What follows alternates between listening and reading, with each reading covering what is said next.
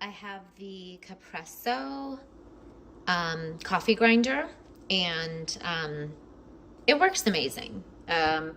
I like to do fresh beans in our house, and that clearly requires a coffee grinder. And I found this one to be really easy and manageable to use.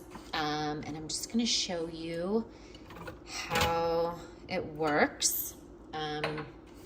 So plug it in, put the beans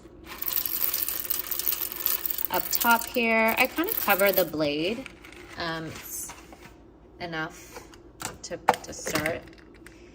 They tell you to pulsate, which I think it's a more fine grounded coffee like this.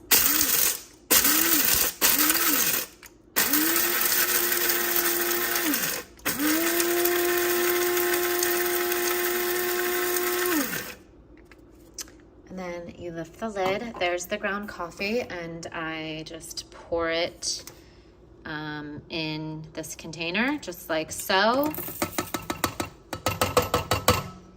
And there you have it. I've had this for quite some time, and it's worked well, held up.